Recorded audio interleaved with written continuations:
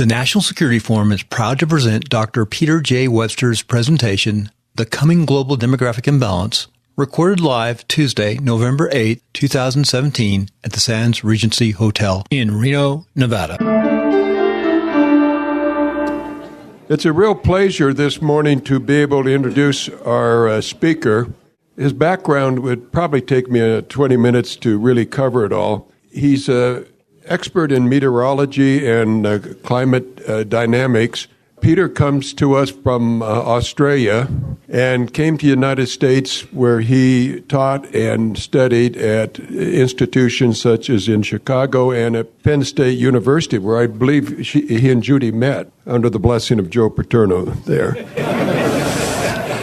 He has been a professor in Earth and Atmospheric Sciences at Georgia Tech. He's taught at a number of other universities, but he's going to speak to us today not on climate dynamics, but another interesting and challenging issue that is going to become more and more apparent. Peter's going to talk to us today about the changing global population dynamics, the trends that we're seeing, and what the implications of these trends are for national security.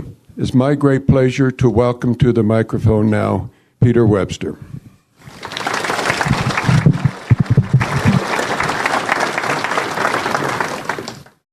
Good morning. Forgive me my accent, and it's Australian accent. And in Australia, we tend to swallow our vowels and chew them for a while before mumbling them out. And I'm trying very hard to say Nevada, which is a vowel which is contrary to my heritage.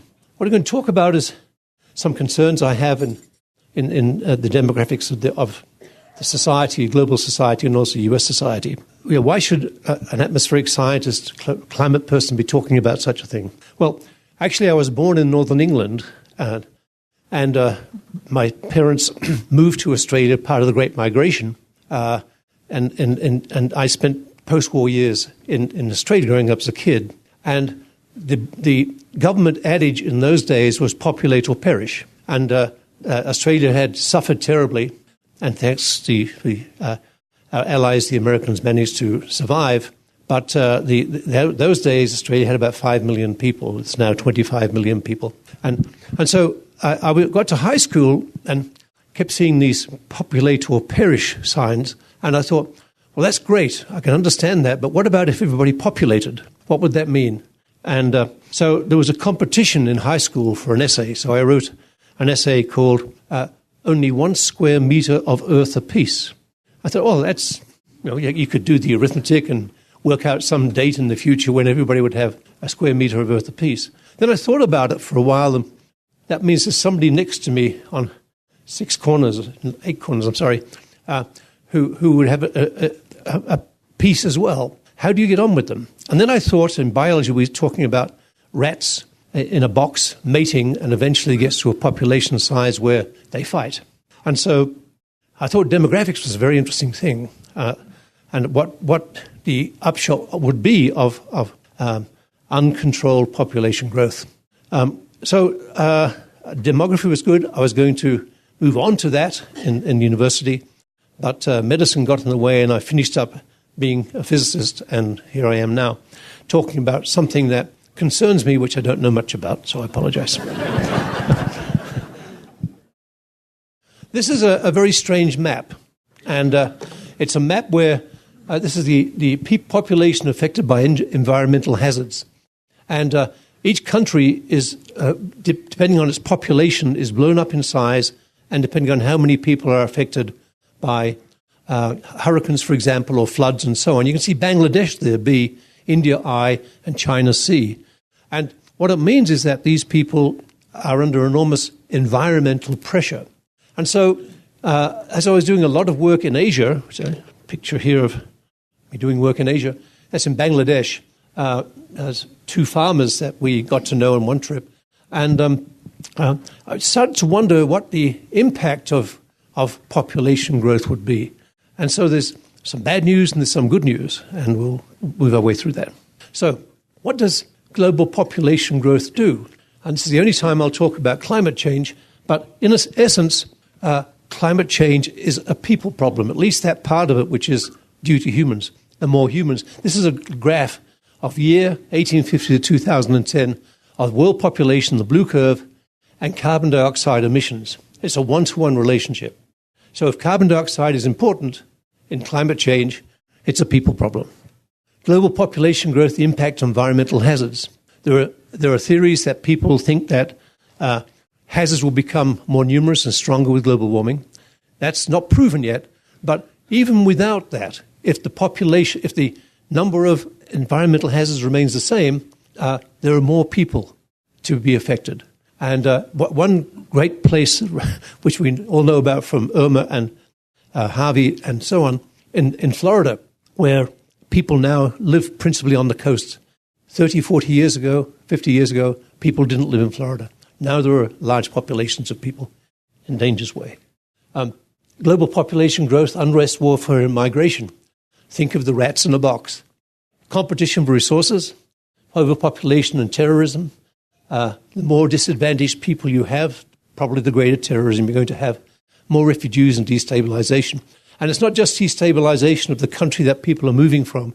It's destabilization of the countries they're moving to. Species extinction. We have had in the history of the Earth, oh my goodness, about 10 or 12 extinctions where 80%, 90% of all species have disappeared. We are at the start of an extinction. And the interesting thing about most of the extinctions in the past have been due to meteorites affecting the climate and getting rid of the large dinosaurs and so on and so on. But now we get the habitat is degradation. So many people closing the migration routes.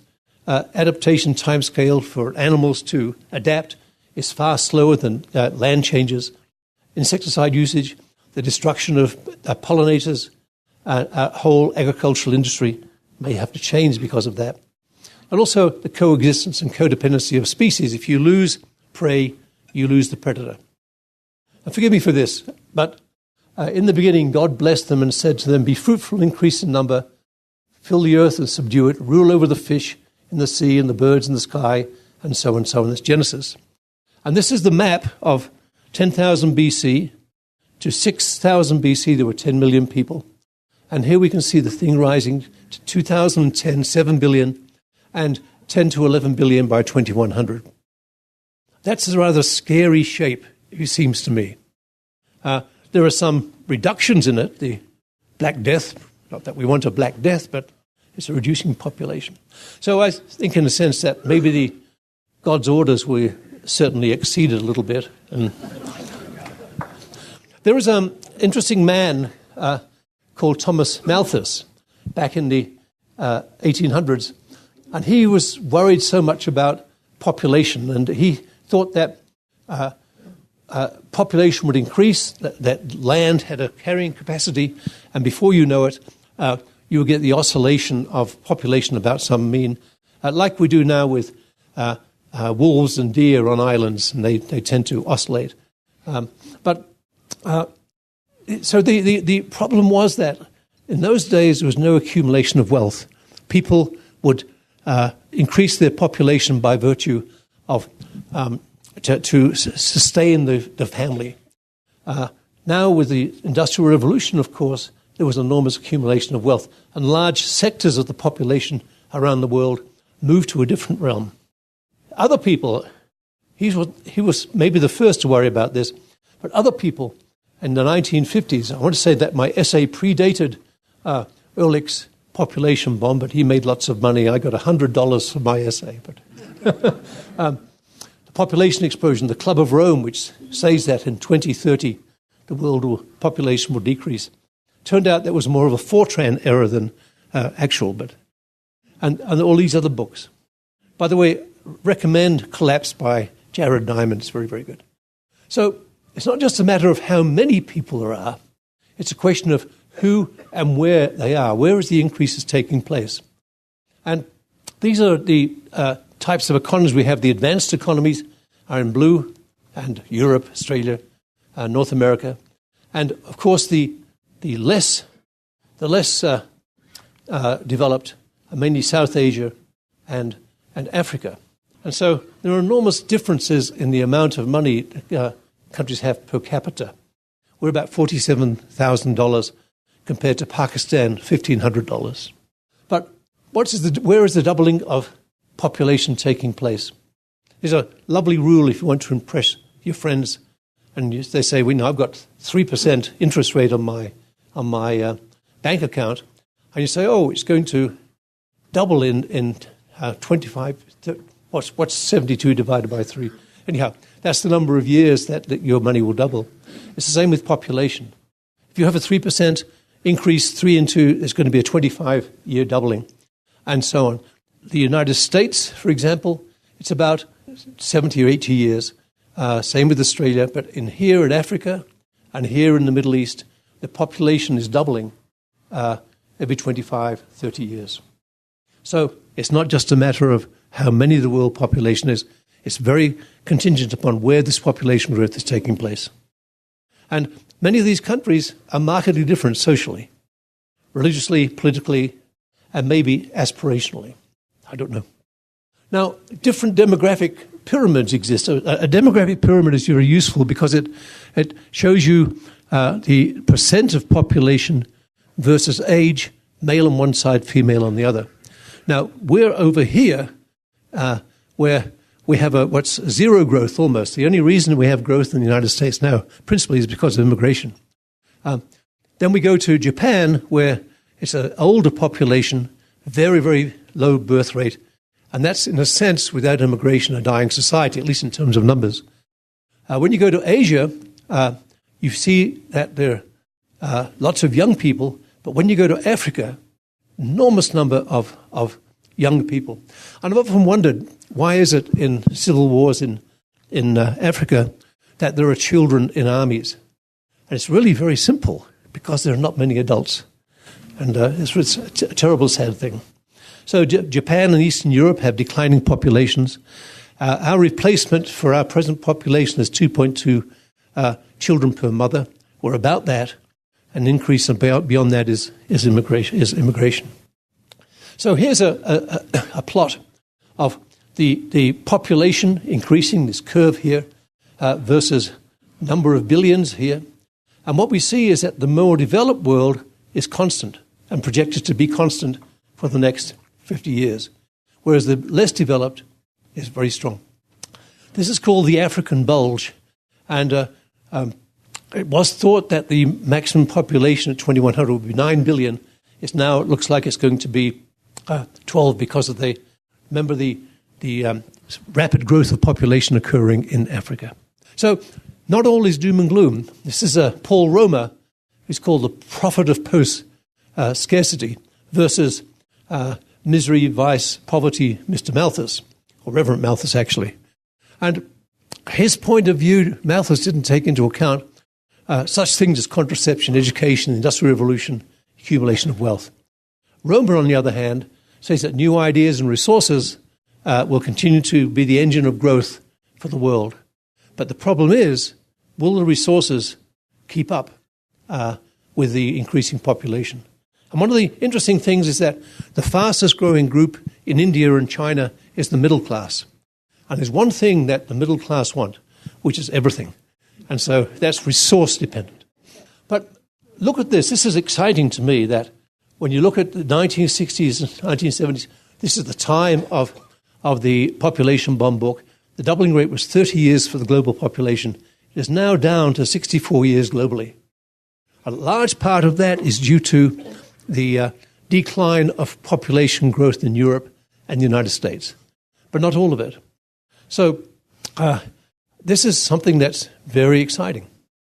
But we're still talking about very large numbers. A rate only tells you how fast the population grows. It doesn't tell you how many there are. So even a doubling rate of 64 years of a $7 billion population is, of course, a lot.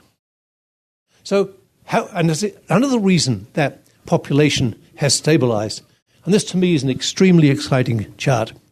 Female literacy and school enrollment are correlated with total fertility rate. More educated women have fewer children. And when you look Up at Ethiopia, female secondary school enrollment, 5%. You go to Peru, Jamaica, 90%. And this is the graph of total fertility rate, children per mother. It has gone down.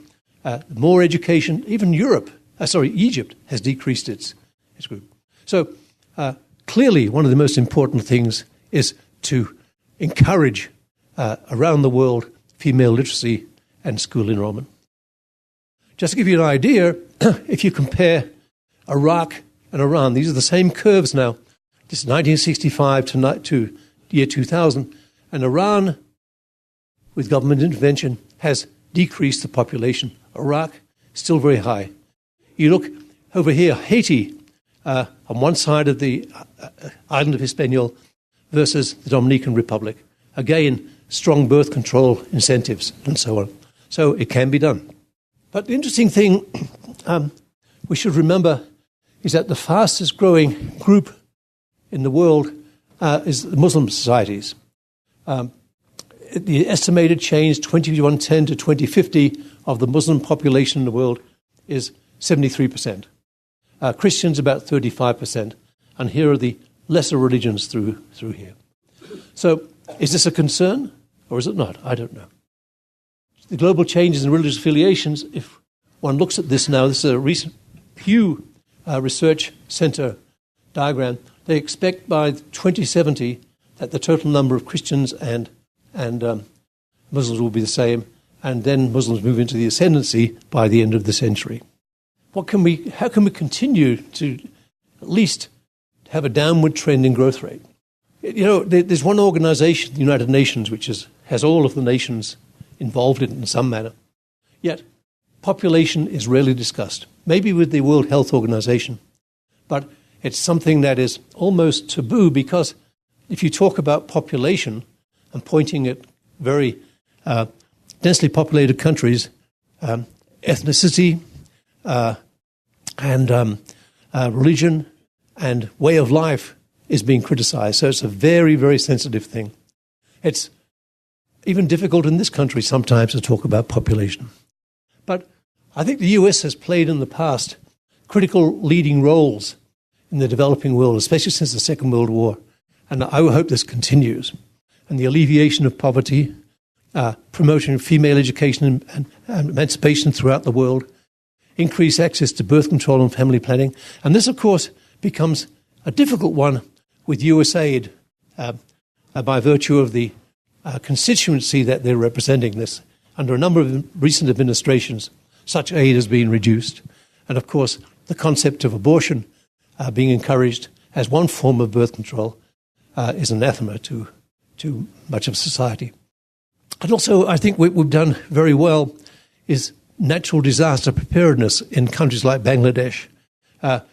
Not just reacting, turning up with sacks of rice after a disaster, but strategic adaptation where we anticipate and forecast natural enforced changes.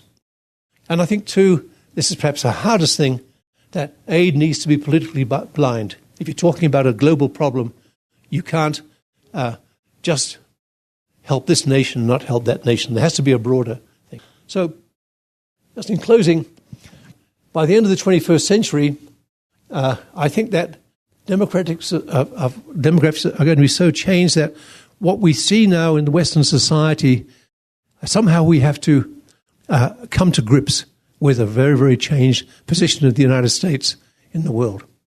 Now, we can, of course, economic development and family planning. We can encourage reduction in growth rate. But we come back to this taboo topic. Talking about other people's population is very, very quickly implied racially, ethnically, and religiously. So my favorite little cartoon here is Pogo. This is back in 1971.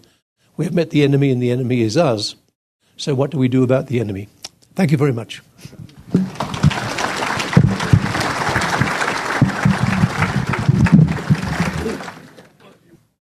This is a fascinating talk.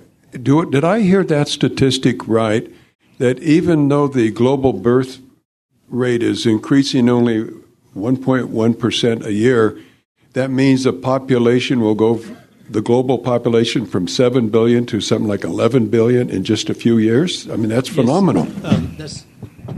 Yes, the statistic is correct. That's at a 1.1%. That's divided 72, you get 64 years. So by the turn of the century, you have that many people. That's assuming, of course, that all else remains equal. We can reduce that rate even more, and in the developing nations, by some of the suggestions I made. Peter, a couple questions. You had pointed out that so much of the demographic surge in the world is occurring in Muslim areas, while the demographic declines seem to be occurring in Christian and Buddhist areas. Is that correct? Yes, it's interesting. I really recommend the Pew report. It's a little more complicated than I mentioned. Part of the increase of the decrease of Christians, or growth rate of Christians decreasing, comes from a lot of people who are moving away from the church. There is still strong Christian growth in Africa, but it's more strongly Muslim. But more people in the developed world are becoming unaffiliated. Becoming what? Unaffiliated with the religion. So what we are is seeing the rapid growth. And the interesting thing, a question on the Muslims, as they emigrate to Europe and America, do the population rates then adjust to those societies, or does it still continue? No. Again, the Pew report indicates that the fastest growing ethnic groups in, say, France, Germany, and even the UK are the Muslim societies. They seem to maintain a much higher rate than their environment, so to speak. Well, then take a country like Germany that's been very open and welcoming, and Tom Clark just got back and was commenting on how many refugees from those countries are in southern Germany. And I assume the German population itself is pretty static, less than 2-1. Yeah. And so what do you see for the population of Germany in 20 years? I expect growth given the enormous number of Muslim immigrants. But that's counterbalanced to a certain extent by what's happening in East Germany, where the population and even further east is getting... It's way below. Way below. It's on the same number as Japan. A couple of questions. China. You know, we're all familiar with the one-child policy. What are the demographic trends in China? Well, they were very good. The growth rate in China, by virtue of this rule, really slowed down the growth rate considerably. But you might remember very, very recently they just got rid of the one child. They did? Yes, it's now 2 children. And the idea is that they're very, very keen to build a consumer economy. And they felt that with Please write legibly. This is a question on China, and I can't read it. Whoever wrote that question on China, we'll let you come up here.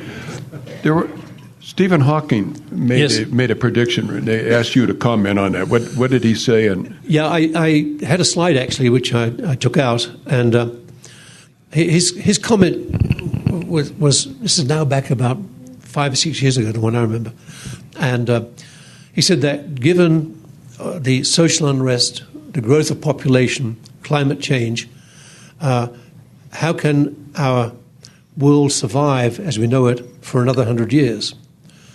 And the following week he said, the reason I asked that question is I don't know the answer. And he doesn't know the answer? No. Well, we're in trouble then.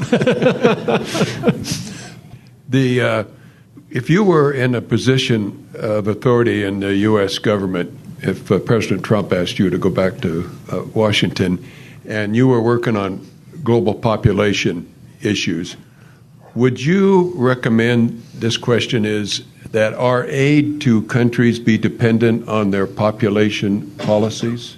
You know, that's a terrific question, and I'm not a policy person at all, but I do believe that one should help those countries who are willing to help themselves. And if you say that an existential threat to global society is the growth of population, and if an India or a Bangladesh or whoever it might be decides to work hard to that, I think they should be encouraged enormously. So you would support population control? This has always been a politically sensitive. Yeah. Well, should we give aid to abortions, to population prevention? Well, I will say something about my own ethics on that. I've always thought that it would be marvelous if abortion were not necessary, but I think it really has to be a suite of possibilities but I think this upsets a lot of people. It's one of the George W. Bush changed the whole of the USAID budget or allocation, so to speak, by virtue of contraception and abortion. I can't see how you can not promote contraception. I can understand some people have problems with abortion. But you would think population control devices. Yes, indeed, yeah. Have to be encouraged. What's the short-term answer? We're seeing this surge, this rapid population growth in the less developed countries and, unfortunately, in areas that have radical religious identities. What's the short term? One thing to remember, I think, is that the world as Malthus saw it 200 years ago exists in large parts of the world right now. Say that again. The way that Malthus found the world, expanding population, no increase of wealth, families is existing, sustaining by sustenance. Whereas what we have now, what can we do about that great proportion of society that still lives on $2 a day? And where the population growth is occurring. Yeah, and the lower the income level, the greater the population growth. And I don't know much about this, but I would guess that those poorer areas of society where you have, it's easy to become radicalized if you're not making much money. I was reading somewhere that in Niger, you can become an ISIS soldier for $50 a month, and that's an enormous amount of money. For $50 a month? $50 a month, yeah. And who's funding the ISIS? That I don't know. Saudis, maybe. Another question, Peter. In the past, this is a good one, world population trends were disintegrating because of epidemics. Recently, 1918, the flu, but the plague in the Middle Ages. Has our ability to control diseases contributed? This is a very interesting question. I don't know if any of you get the Smithsonian magazine. There was a very, very good article on the 1918 Spanish flu just this month. They spoke about possible pandemics. And it looks like quite possibly that the 1980 flu was an avian flu. There are a number of avian flus which are developing now, and CDC is extremely worried about, the Center for Disease Control is extremely worried about the possibility of pandemics. I don't think that's... They are today? Yes. I don't think... In developed countries? Or? I think that a Spanish flu, so to speak, would be indiscriminating. As you said, the avian flu almost became... Yeah. What they're trying to do is come up with a vaccine that is against all influenza virus, but whether or not rather than changing the virus every time there's an outbreak, eventually they worry. The book I threw on the screen some time ago, it's by a woman called Garrett, and it's called The Coming Plague, and that speaks back to the issues of Ebola and also AIDS, and not so much about influenza. But she has another one, which I haven't read yet, but I've read reviews of it. It's called the Coming Pandemic. And she's not a sensation writer. She talks about... And who is that? Garrett, Laurie Garrett. From the Council on Foreign Relations, Yeah. So, yes, I think a pandemic is not the way to control population, but it's possible. I don't know if probable. A naturally occurring pandemic, given the rapid surge in population, is an increasing possibility. Oh, yes. I mean, if you catch influenza all by yourself in a cottage on the prairie, you get influenza, and that's where it is. But if you get on a bus in the middle of New York on a Thanksgiving holiday, you can spread that disease very, very rapidly. The bigger the bus, so to speak, the more rapidly that the disease will spread. So yeah, there are worries, population, and also there's the way that influenza develops, which is multi-species, geese, pigs, humans, back and forward. The more people there are, the more farm animals there are, the greater the chances of mutation. Peter, I was going to throw this one aside, but actually, maybe it's worth mentioning. In these where the surge in population is going, and apparently people don't have a lot else to do, suggestion is buy thousands of television sets and give them into these villages. Now, I was going to put this aside, but there probably been... Will Peter Webster endorse the television surge? Well, you better keep the electricity going then, I guess. This is an off-the-wall question.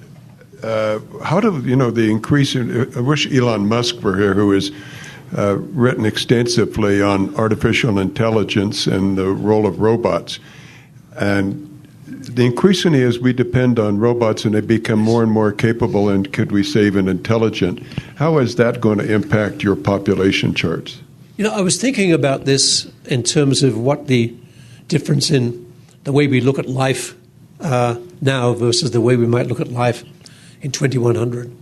And I heard, it might have been NPR, I can't remember now, where will we work in 50 years' time? Yeah, right. And there's my favorite congressman, a guy from Ohio. He has 3 or 4 Amazon warehouses in his district. And I said, well, that must be good for employment. He said, no, there hardly anybody there. It's all robotically controlled. Now, a robot doesn't have to be 2 arms, 2 legs, and a pair of eyes. It's just a robotic, something doing what we would normally do. So the question is, let's assume our population stays the same. What are our kids and our grandkids going to be doing? We'll always think there'll be new technologies, there'll be new ways to spend time and so on. But I think it's going to be different. That's my guess. I don't know. The bottom line on as we increasingly employ robots, will that have an impact on the population, the demographics? I imagine so. But it depends, though, on what happens to those people who are now out of work, right, not gainfully employed. We can go back to the television set suggestion, but it really depends. If what's the incentive to multiply? I guess. Yeah. And I don't know the answer to that. I know I have kids and all, but we realize that you're from Australia, been in the United States so a long time. What political impact do you see from demographic trends in the United States and West Europe? Yeah, well, we have an administration at the moment who's, in my opinion, building a fortress USA. The question is that the only way that one can deal with the demographics outside the country?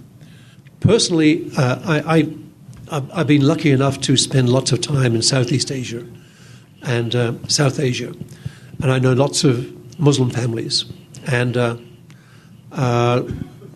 they're very, very similar to us in many respects. They have children, they have jobs, they have family aspirations, and so on. There are the unfortunate fringes of these societies, and I don't know how one can remain an open society like ours at the same time filtering out certain people from coming in. I really don't know. I think it will have. I think the global demographics will have an enormous impact on the way we look at the rest of the world. But do we have to feel threatened? Is there some way of standing back and using this as an advantage? Can we promote our open society to the world? That's way beyond my pay grade. My problem is it may be on the President's pay grade too. So. Well, a final question for you, Peter. Unfortunately, it's going to put you back in that box. If this president or another president were to ask you to come back and be the czar of global population policies, what are the 2 or 3 things you would recommend we push for that would help mitigate the negative aspects of the global population surges that you've shown us? What are the 2 or 3 key things you think needs to be done? Well, if this is a U.S. or United Nations? Either one. Well, from the U.S., I've worked a lot with USAID, and we've done, I think, good work with USAID. But it's a State Department. Remember, it's politically based, and I don't think that you can. I think I'd like to see a USAID which is less political, and embracing the idea of irrespective of your political belief or your religious belief, if you work with the idea of reducing population in your region or your sector, then they should be encouraged, irrespective if they're Muslim, irrespective if they're communist.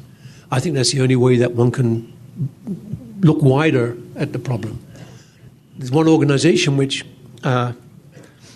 Judy told me not to mention, which is the World Bank, which I've worked a lot with. And World Bank is a very interesting organization, and there are some really very, very bright people in there. And this Paul Romer is now the chief economist, and that was a good thing to see because I have a lot of admiration for him.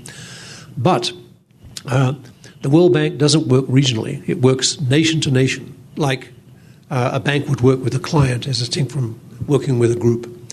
And I'd like to see the World Bank think more regionally. And normally, when the World Bank decides on funding a particular issue, it has to be proposed by the nation, and the money repaid, or it's a grant. But by the time the amount of money goes from the World Bank to the project, it's a very, very thin amount of money because, I'm sorry to say it, but friends and family often come first on the road of that money. And I could give you examples of that, but I think that has to change. So the 2 things I would do is change the USAID slightly to be less political, more emphasizing a goal rather than a political need. And second, the World Bank, I think, has to defocus on the national and think about regional. Peter Webster, we're extraordinarily fortunate to have you and Judy in our region. You've come from Australia, you've studied the United States and England. Your impact on global demographics is truly global, and we want to thank you so much for coming to speak to our National Security Forum.